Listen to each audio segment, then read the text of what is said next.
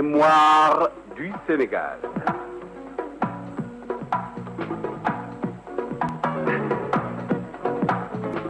Mémoire du Sénégal de 1455 à nos jours.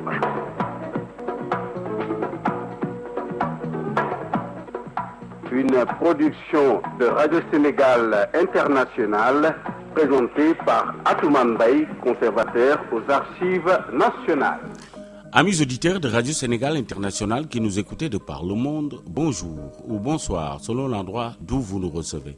Le 13 mars 1843, Dagorne signait au nom de la France un traité avec les chefs du Boudié, de Sandiniéry et de Djengabar.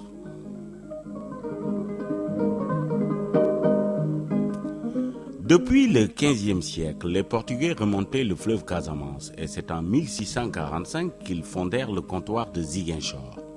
Les relations commerciales avec les rois Baïnouk et Manding furent florissantes au XVIe siècle avant de décliner au siècle suivant.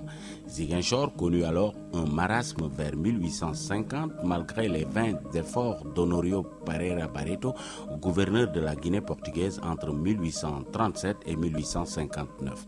C'est à la fin du XVIIIe siècle que les Français s'intéressèrent à leur tour à la Casamance qu'ils connaissaient depuis longtemps.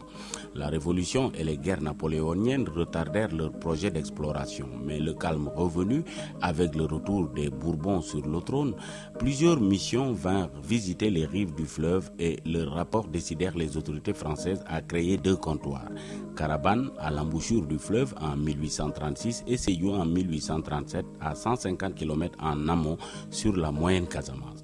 C'est ainsi que le 13 mars 1843, Dagorne signa au nom de la France un traité avec les chefs du Boudié, de Sandiniéry et de Djengabar. Tant qu'il s'est agi de faire du troc avec les Européens, les Casamançais, accueillants par nature, ont toléré, voire souhaité leur présence dans la rivière.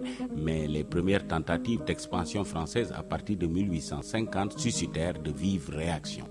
Poussé par le commerce qui cherchait à tirer de la région le maximum de profit, le pouvoir colonial chargé de protéger les commerçants d'une part contre leurs rivaux britanniques et portugais, d'autre part contre les autochtones, se trouva obligé d'intervenir dans les guerres intestines de ces derniers.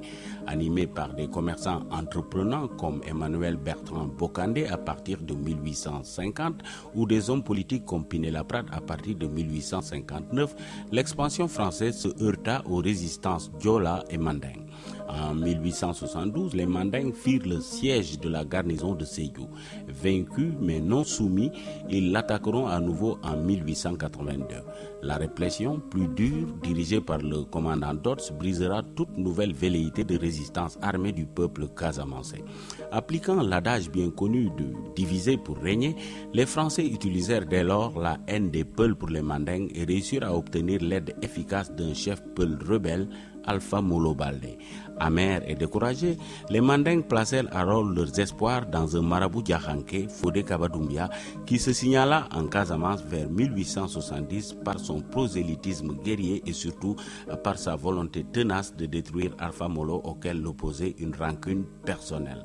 Cette période des premières résistances des peuples de Casamance qui avait coïncidé avec la confrontation des impérialismes français, britanniques et portugais devait également apporter de grands bouleversements dans la vie de chacun des peuples qui vivent dans cette région méridionale du Sénégal.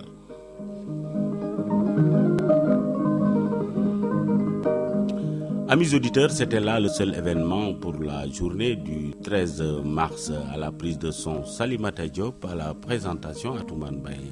Nous donnons rendez-vous demain à la même heure sur les ondes de Radio Sénégal International.